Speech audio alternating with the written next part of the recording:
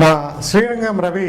இந்த 2015ஆம் வருஷம் 12 ராசிக்காரர்களுக்கும் எப்படி அமையிறது, என்னெல்லாம் ஆப்பர்ச்சுனிட்டிஸ் இருக்குது, என்னெல்லாம் பிரச்சனைகள் இருக்குது, இந்த வருஷத்தில் உங்களோட உயர்வு எப்படி அமைஞ்சிருக்கு, குடும்பம் எப்படி அமைஞ்சிருக்கு போன்ற பல விஷயங்களை இதில் பேசலாம். இந்த 2015ஆம் ஆண்டு அப்படின்னு நம்ம எடுத்து பார்க்கும் பொழுது இந்த தொடக்கமே ரொம்ப பிரமாதமாக அமைஞ்சிருக்கு. அதாவது ஒரு வைகுண்ட ஏகாதசி ஜனவரி 1ஆம் தேதி, அதாவது ரொம்ப ஒரு ஆஸ்பிஷியஸ் பிகினிங் சொல்லலாம். அந்த மாதிரி இந்த வருஷம் உங்களுக்கு தொடக்கமே அமைஞ்சிருக்கு. இந்த வருஷம் நடுவில் வரக்கூடியது அந்த ஏப்ரல் மாதம் 15ஆம் தேதி 14ஆம் தேதி சொல்கிறது தமிழ் வருட பிறப்பு சொல்லுவோம். அந்த வருடத்தின் பேர் மன்மத வருடம்னு பேர். இப்போ நமக்கு நடந்துட்டுருக்கிற வருஷம் ஜெய வருஷம்னு பேர். இந்த ஜெய வருஷம் மன்மத வருஷம் இது இரண்டுமே ரொம்ப ஒரு சுபிக்ஷத்தையும் நல்ல ஒரு மழை சுபிக்ஷம் வளர்ச்சி எல்லாத்தையும் காமிக்கிற விதத்தில் ரொம்ப அற்புதமாக அமைஞ்சிருக்கிறதால இந்த நம்ம இருக்கக்கூடிய நாடுங்கிறது நமக்கு முக்கியம். அந்த நாடை நம்ம இருக்கிற நாடு நல்ல சுபிக்ஷமாக இருக்கும் பொழுது அங்கே வாழக்கூடிய மக்களும் சுபிக்ஷமாக இருப்பாங்க. அந்த வகையில் பார்க்கும் பொழுது இந்த வருடம் ரொம்ப சிறப்பாக, அதோடைய பேஸ் சொல்கிறேன், ரொம்ப சிறப்பாக அமைஞ்சிருக்கு. அதில் இருக்கக்கூடியவங்களுக்கு பெரும்பாலும் நல்ல பலன்களே வரும் அப்படின்றத உறுதியாக நம்புகிறேன். இப்போ நம்ம 12 ராசிகளுக்கான பலன்களை பார்க்கலாம். அடுத்து கடகராசி. இதனுடைய அதிபதி சந்திரன். சந்திரன் அப்படின்னா மனசுகாரகன்னு பேர். அதாவது உங்களுடைய அறிவுத்திறன், உங்களுடைய சிந்தனை, இது எல்லாமே மனசு சம்பந்தப்பட்டது.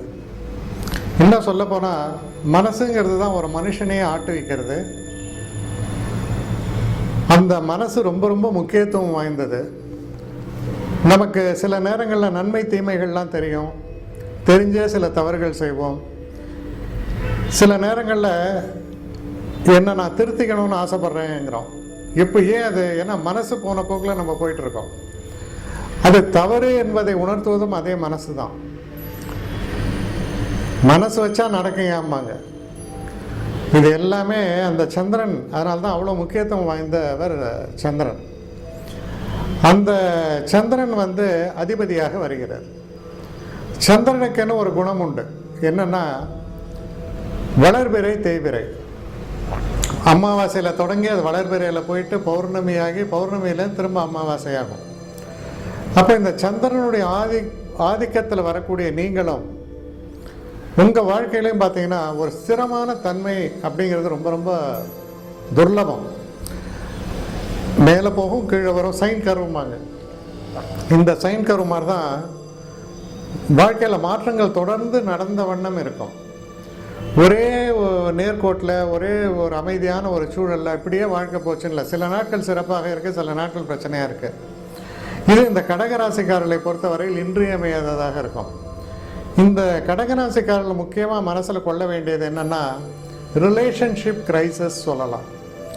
ரிலேஷன்ஷிப் அப்படின்னா கணவன் மனைவிக்குள்ளே இருக்கிறது, தாய் அம்மாவோட இருக்கக்கூடிய ரிலேஷன்ஷிப்பு, குடும்பத்தில் இருக்கிற ரிலேஷன்ஷிப்பு, இதிலெல்லாம் பார்த்தீங்கன்னா உங்களுக்கு தொடர்ந்து சோதனைகள் வந்த வண்ணம் இருக்கும்.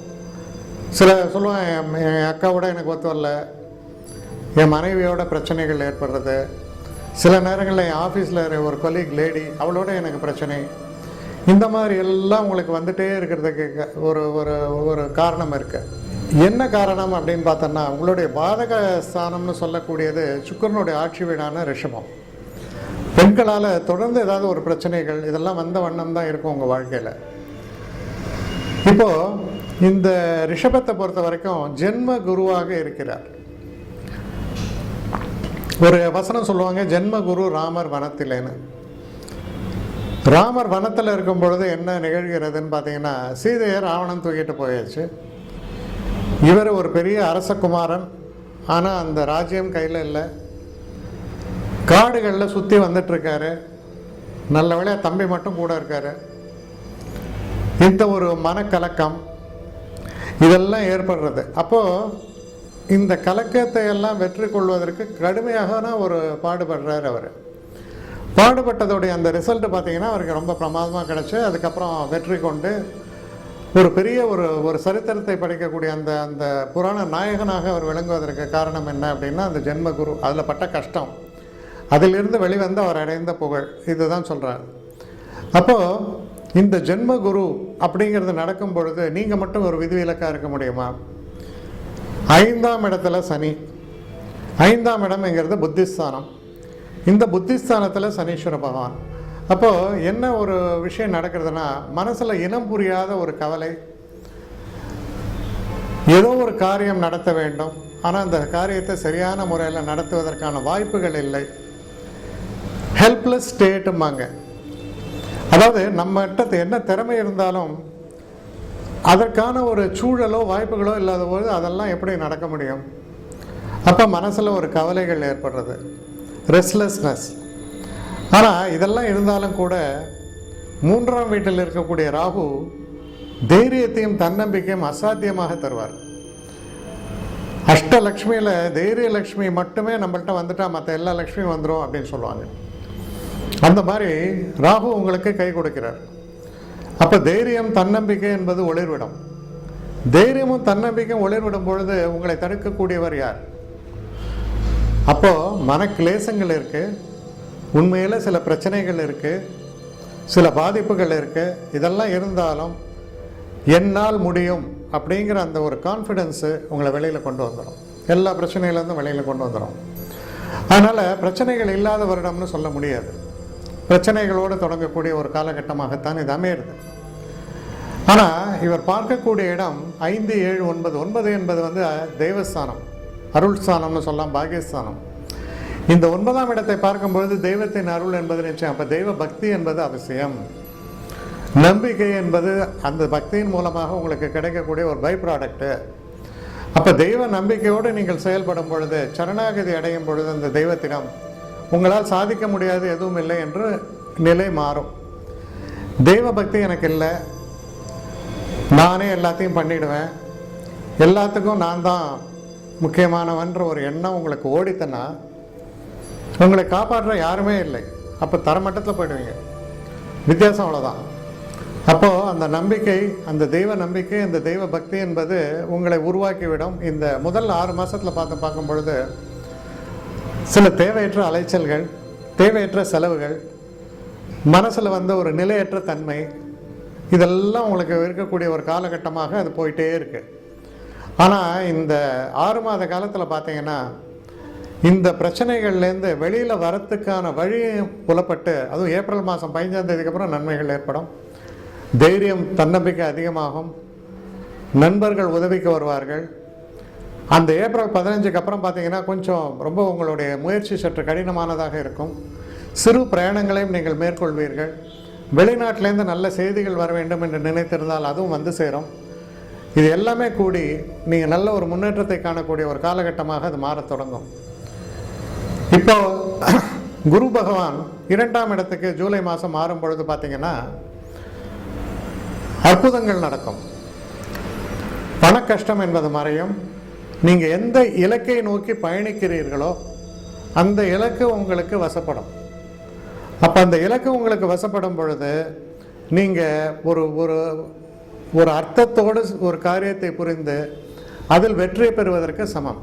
இப்போ இந்த 2வது 6 மாதத்தில் என்னெல்லாம் நடக்கும்னு நினச்சா, முதல் 6 மாதத்தில் உங்களோட எஃபோர்ட்ஸு அவ்வளோ பயனளிக்காது. மனசில் சில குழப்பங்கள்லாம் இருக்குது.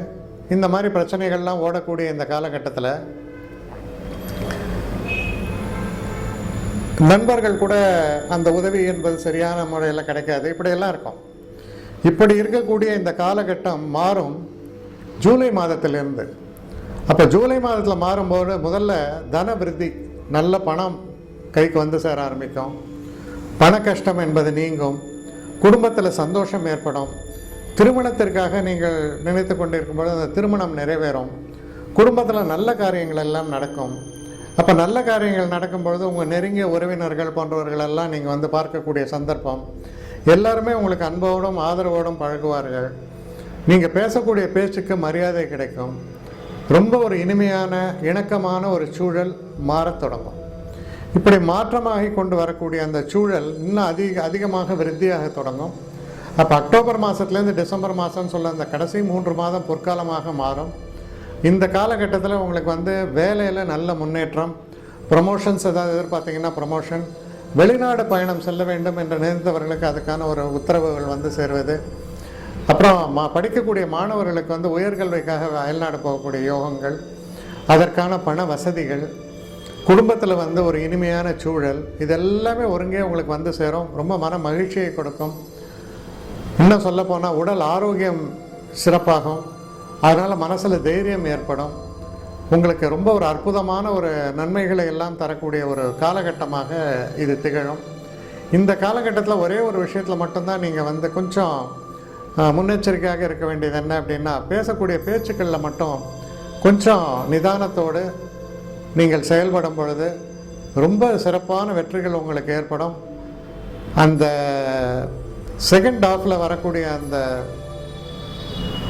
குரு பலம் உங்களை பெரிய அளவுக்கு உயர்த்தி உங்களுடைய நிலையே மாற்றக்கூடிய அளவுக்கு, நன்மைகளை புரியக்கூடிய அளவுக்கு மாறும். நல்ல தசைகள் நடந்தால் கேட்கவே வேண்டாம், ரொம்ப சிறப்பான ஒரு பொசிஷனை உங்களால் அடைய முடியும். குடும்பத்தில் ஏதாவது பிரச்சனைகள் இருந்தால் கூட அந்த காலகட்டத்தில் அதெல்லாம் ஒரு தீர்வுக்கு வந்துவிடும், நீங்கள் உறுதியாக நம்பலாம். அதனால் இந்த ஒரு குரு பயிற்சியில் படிப்படியான முன்னேற்றம் ஏற்பட்டு கடைசி 6 மாத காலத்தில் ரொம்ப சிறப்புகளை நீங்கள் அடைவீங்க. இந்த பயிற்சி காலத்தில் ஒருத்த மனசில் வச்சுங்க, திங்கட்கிழமைகளில் சிவபெருமானை தரிசிப்பதை ஒரு வழக்கமாக வைத்து கொள்ளுங்கள். சோமவாரம்னு பேர்.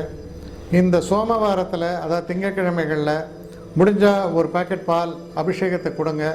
இல்லை நீங்களே முழு அபிஷேகம் செஞ்சாலும் சரி.